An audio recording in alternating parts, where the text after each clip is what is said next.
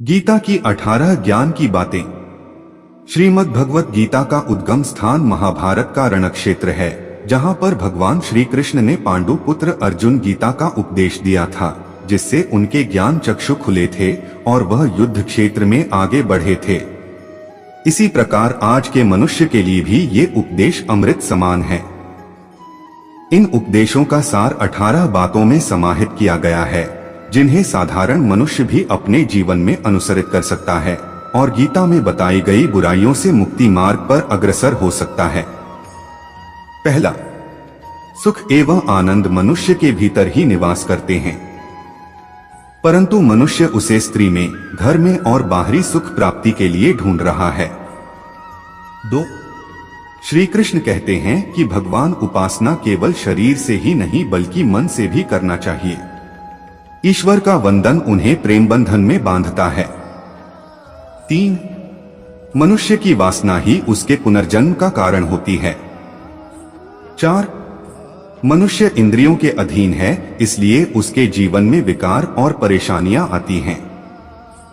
5, मनुष्य के अंदर धैर्य, सदाचार, स्नेह और सेवा जैसे गुण सत्संग के बिना नहीं आते हैं। 6, श्री कृष्ण कहते हैं, जिस प्रकार शरीर से वस्त्र मैल होने पर बदलते हैं, ठीक उसी प्रकार मन में यानी हृदय में मैले होने से उसे निकाल देना चाहिए। 7, जवानी में जिसने ज्यादा पाप किए हैं, उसे बुढ़ापे में नींद नहीं आती है, उसे वह पश्चाताप में बिताते हैं। 8, भगवान ने जिसे संपत्ति दी है, उसे गाय रखकर सेवा करनी चाहिए, इससे भगवान प्रसन्न होते हैं। 9, जुआ, मदिरापान, परस्त्री गमन, अनैतिक संबंध, हिंसा, असत्य, मद, आसक्ति और निर्दयता, इन सब में कलियुग का वास है, इसलिए इसका और एक नाम है घोर कलियुग। 10, अधिकारी शिष्य को यानी जो ज्ञान प्राप्त करने में परिश्रम करते हैं, उसे सद्गुरु, अच्छा गुरु अवश्य मिलता है। 11, भगवान श्री कृष्ण कहते हैं कि मनुष्य को अपने हृदय को बार बार समझने की कोशिश करनी चाहिए, ईश्वर के सिवाय उसका कोई नहीं है।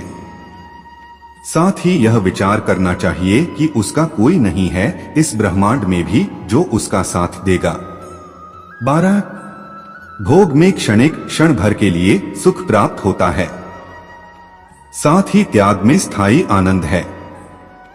13, श्री कृष्ण कहते हैं कि सत्संग ईश्वर की कृपा से मिलता है, परंतु कुसंगति में पड़ना मनुष्य के अपने ही विचारों के कारण होता है।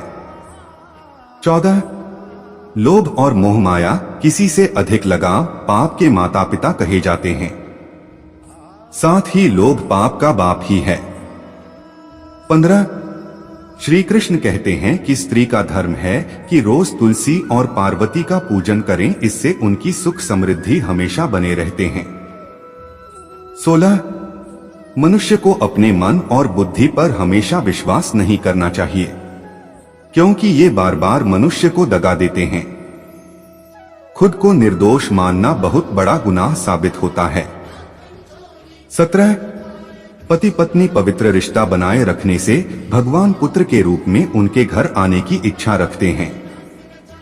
18, भगवान इन सभी कसौटियों पर कसकर जांच परख कर ही मनुष्य को अपनाते हैं, इसलिए मन में गलत विचार नहीं रखना चाहिए, सदैव आप किसी के साथ प्रेम भाव से रहना चाहिए।